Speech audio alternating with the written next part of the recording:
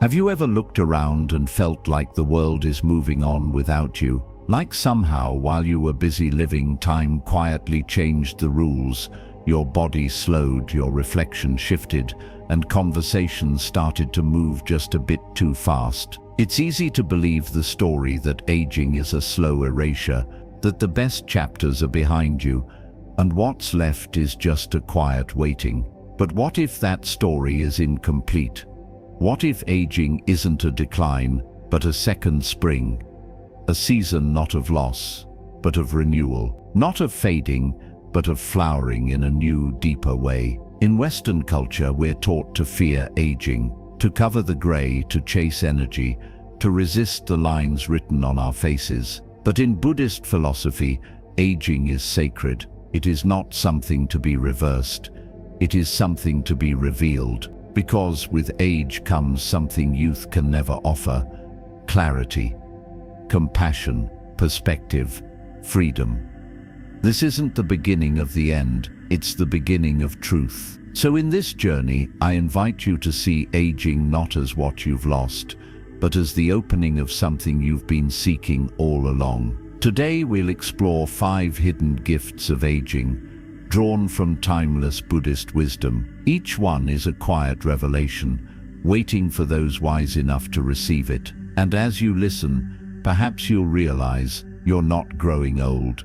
You're finally growing whole. Lesson 1: you'll be forgotten, but never gone. There's a quiet ache that creeps in with age, not just in the bones or the joints, but deep in the soul. It's the ache of feeling unseen, of wondering, will anyone remember me when I'm gone? Will the life I built, the stories I lived, the love I gave, just disappear? And the hard truth is this: yes, one day, you will be forgotten. Your name may not be spoken aloud. Your favorite chair might be sold, your books donated, your voice no longer heard at the dinner table. To most people, this sounds like a tragedy. But from a Buddhist perspective, it's not. It's freedom. You see, the Buddha taught that clinging to identity, to ego, to permanence, is the root of our suffering. We long to leave a mark, to be remembered, to prove we mattered. But that longing becomes a chain around our hearts, because what we're truly afraid of is disappearing. But here's the truth: you won't.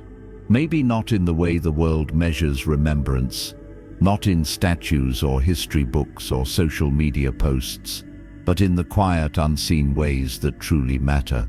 Like the smile you offered a stranger when they needed it most, the bedtime stories you whispered to your grandchildren, the patience you showed to a friend who was breaking, the forgiveness you extended, even when it hurt.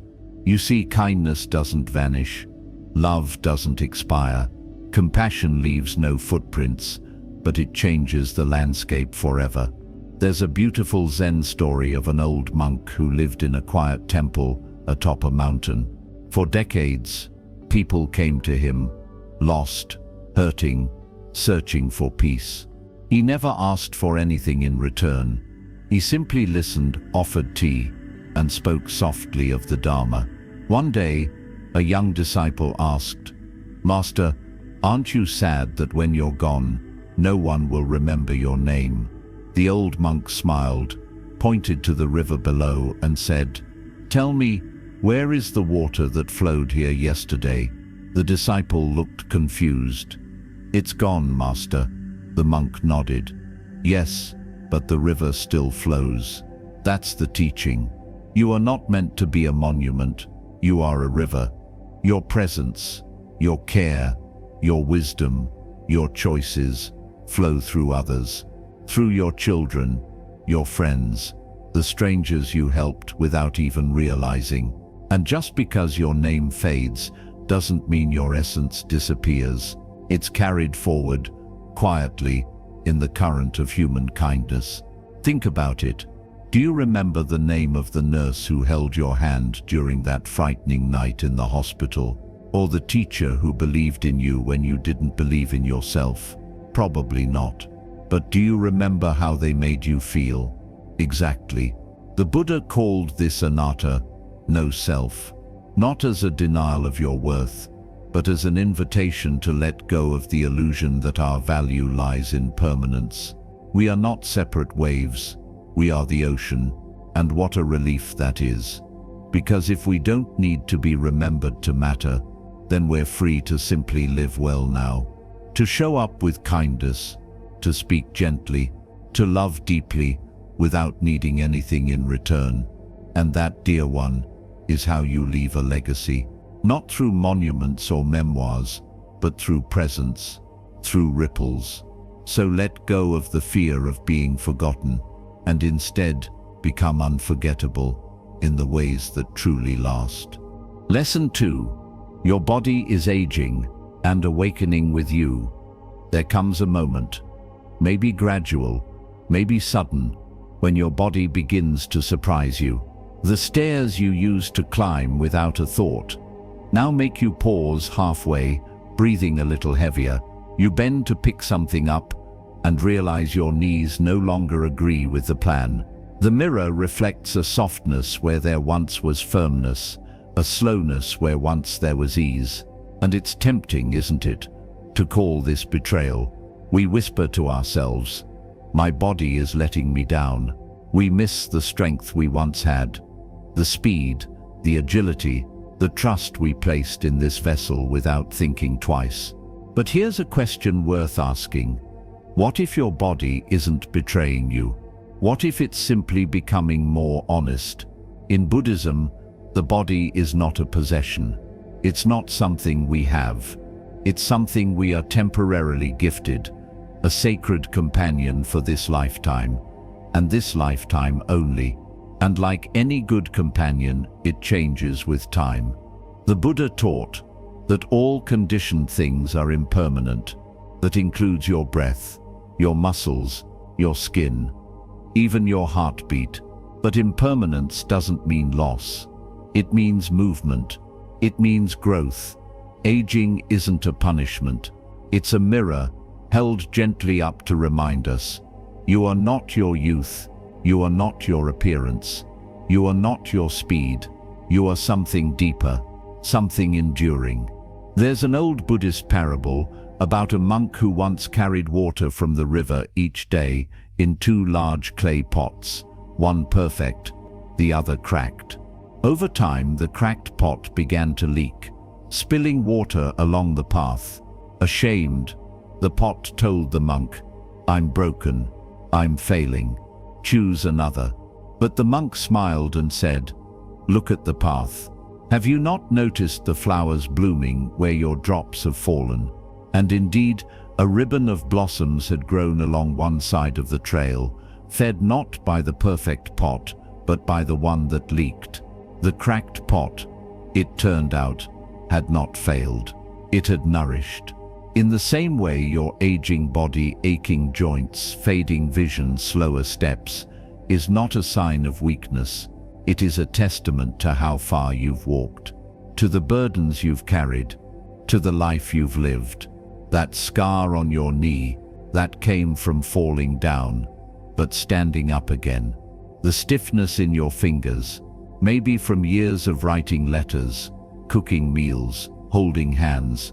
Your back, it supported generations, children, work, laughter, sorrow. And yes, your body may ask more of you now. It may need rest, warmth, gentleness. But that's not failure, that's wisdom. So many of us spend these later years trying to fight the natural flow of aging. We spend energy chasing youth, when our energy is now best spent on kindness to ourselves. Buddhism teaches metta, loving kindness, not just toward others, but toward oneself.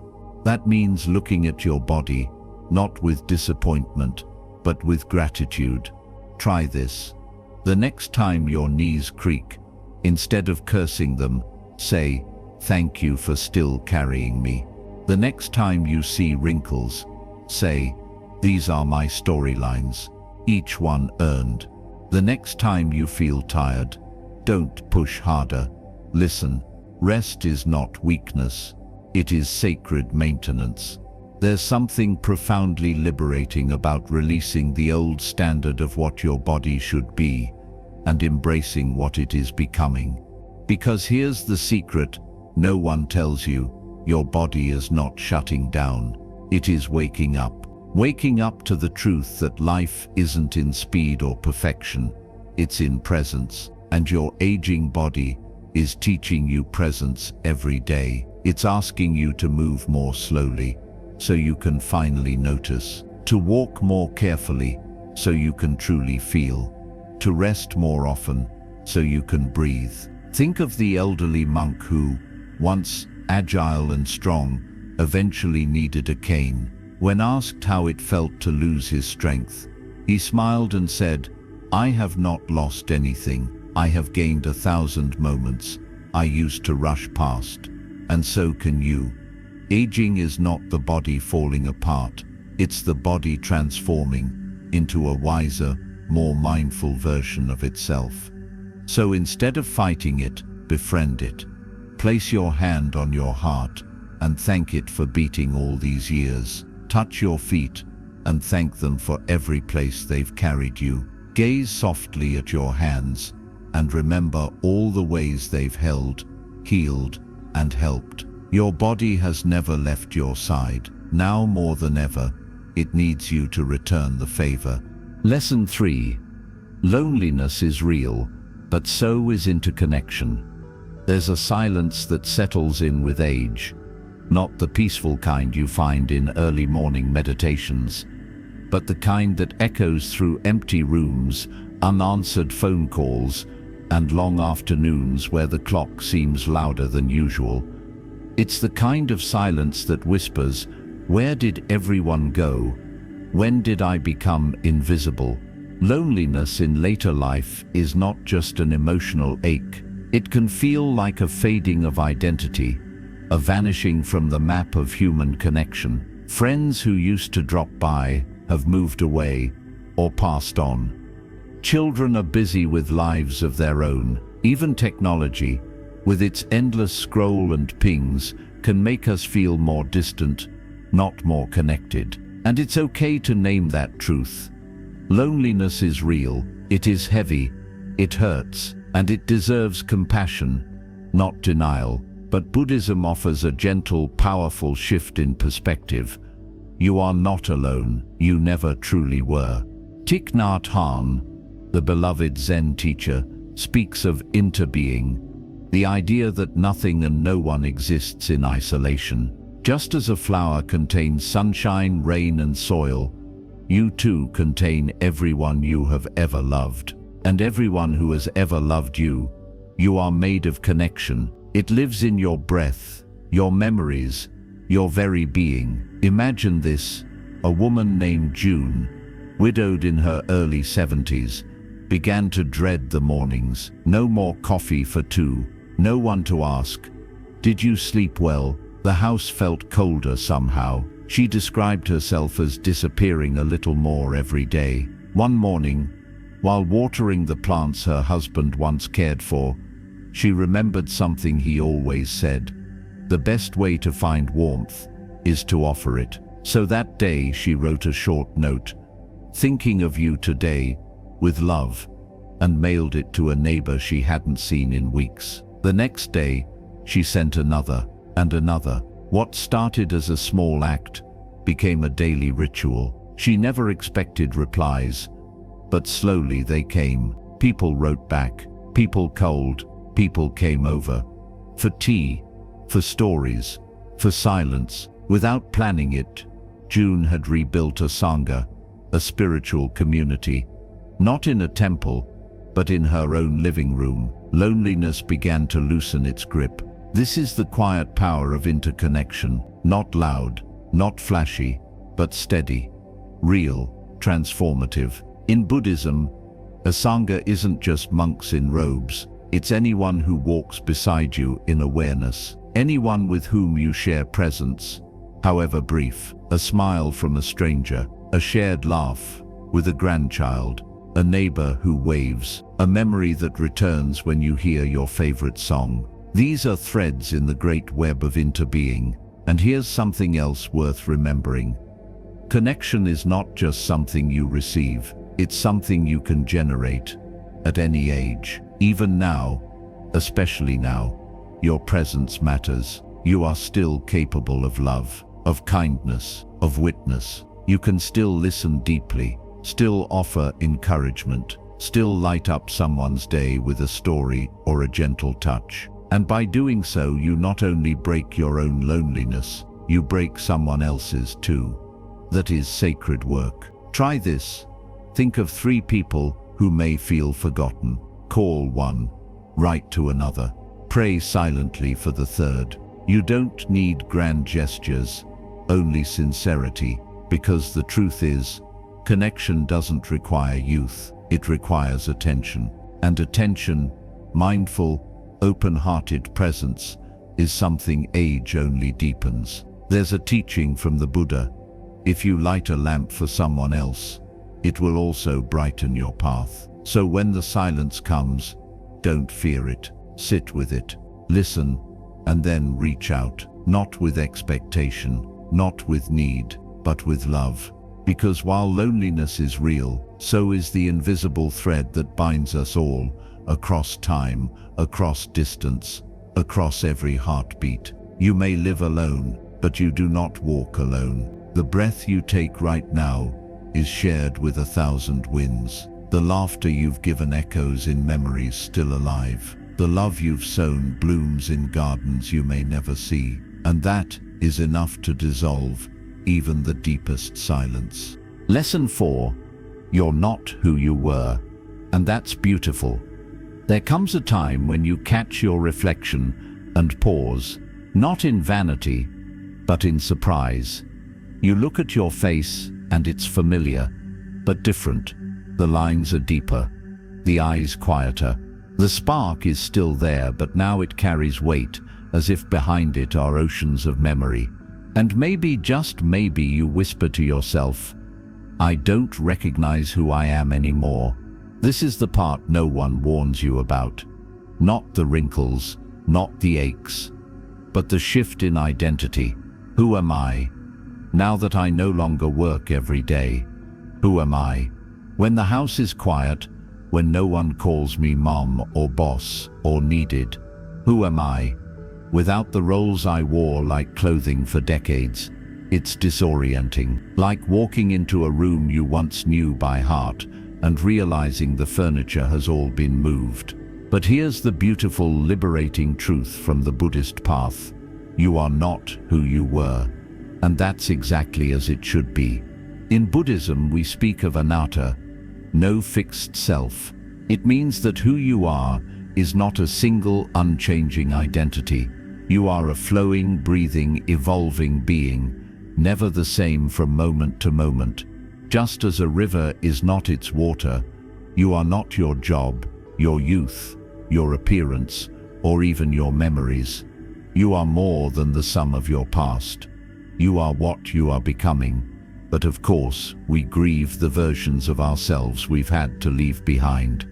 There's a quiet sadness in packing up the office for the last time, in folding baby clothes that will never be used again, in hearing your name less often, in being asked less and less for your opinion. It's okay to grieve that, but don't mistake the shedding for shrinking. You're not disappearing, you're being revealed. Let me tell you a story. There was once a woman named Margaret who spent most of her life as a teacher, 35 years in the classroom. Every day she wore the same soft cardigan, the same kind eyes, and the same role, Miss Reynolds. When she retired, the silence hit her hard. No more students, no more questions, no more meaning. She felt erased. For months she drifted, watched TV, watered her plants, waited for something to change. Then one day, walking past a park bench, she heard a young boy crying, alone, lost. She sat beside him, listened, and helped him find his way home. No lectures, no rewards, just presence. His mother hugged her and said, "Thank you. You must be a teacher. And for the first time in months, Margaret smiled, not as Miss Reynolds, but as herself. She realized her role hadn't ended. It had simply transformed. She was no longer a teacher by profession. She was a teacher by nature. And with that truth, something in her came alive again. In the same way, you may no longer be the role the world once clung to, but you are not less. You are simply distilled. Buddhism invites us to see ourselves not as labels, but as unfolding awareness. Your body has changed. Your schedule has changed. Your title may be gone, but your essence, it's still here, still shining. Perhaps more clearly now than ever, because with age comes clarity, a stripping away of what was never truly you, the expectations, the masks, the need to prove. What's left is the raw, real you, softened by time, strengthened by trials, more tender, more true. This is the season to return to what you love, not what you used to do, but what lights your spirit now. Maybe it's painting, maybe it's writing letters, maybe it's sitting under a tree and letting the wind speak for a while. You don't need a job title to be useful. You don't need youth to be beautiful. You don't need a crowd to be meaningful. You only need to show up as you are, with presence, honesty, and heart. So yes, you're not who you were, but look closer. You've become someone softer, someone deeper, someone the younger you might have longed to be. That, my friend, is not a loss. It's a blessing.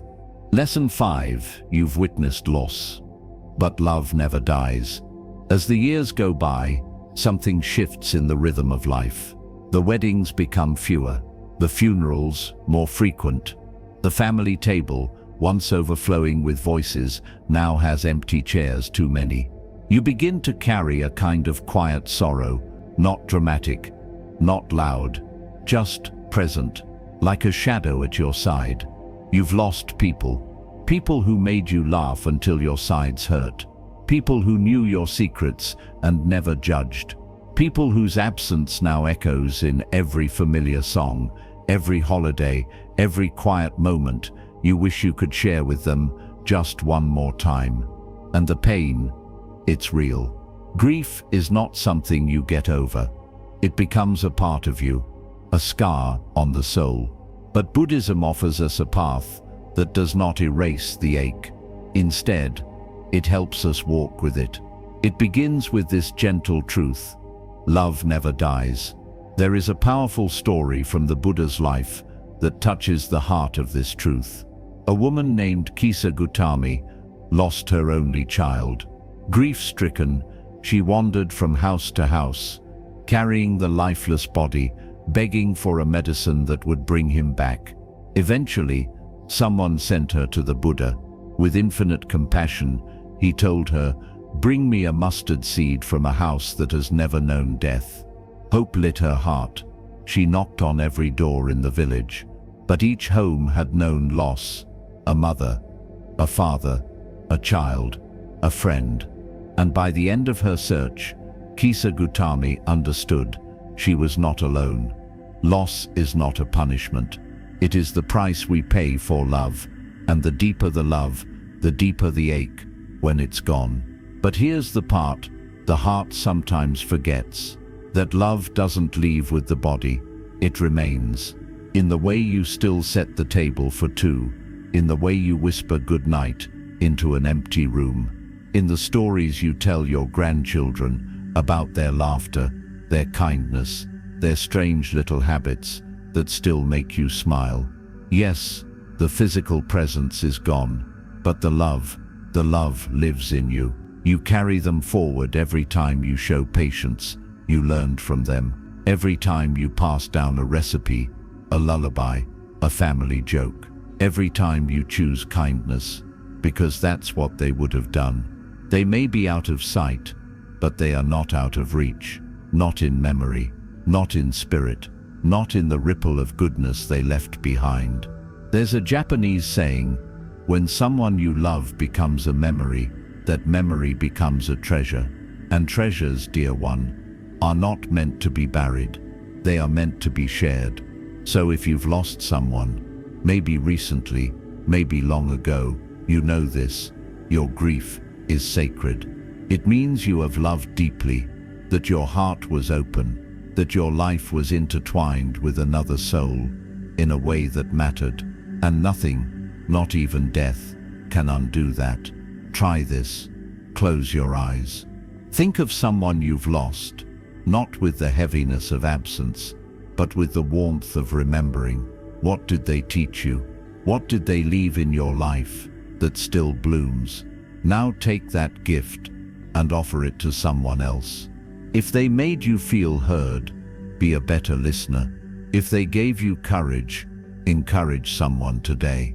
If they filled your life with laughter, let yourself laugh again, not despite your grief, but because of their joy still living in you.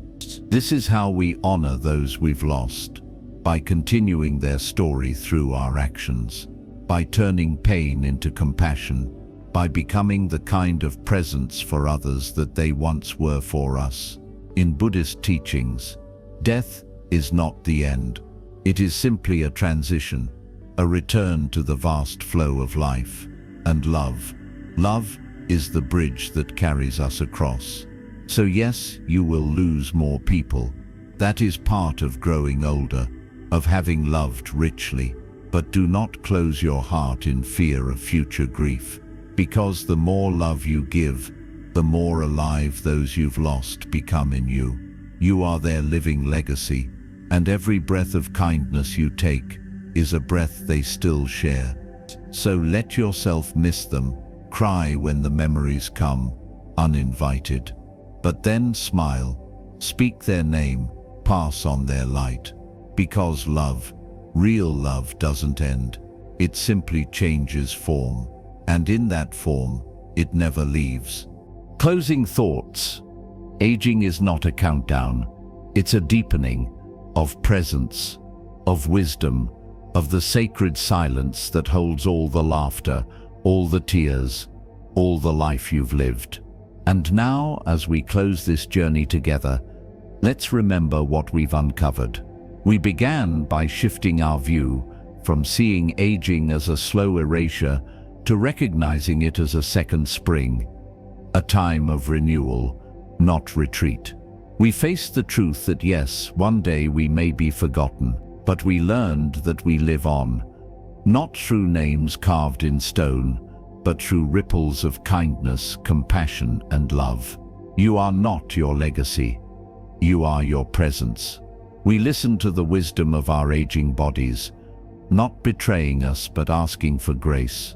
We were reminded to stop fighting the changes and instead befriend them, because your body has been your home. It deserves your gentleness.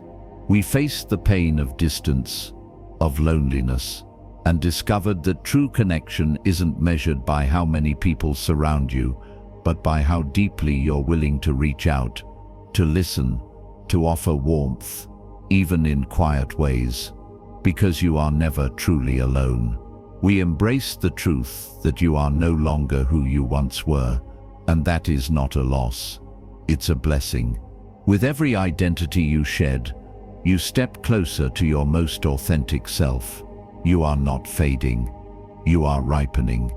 And finally, we honored the losses that still live in your heart, those you've loved and had to let go. And we realized that love, true love, never dies. It moves through you, shapes you, breathes in you still, and in loving others you keep them alive.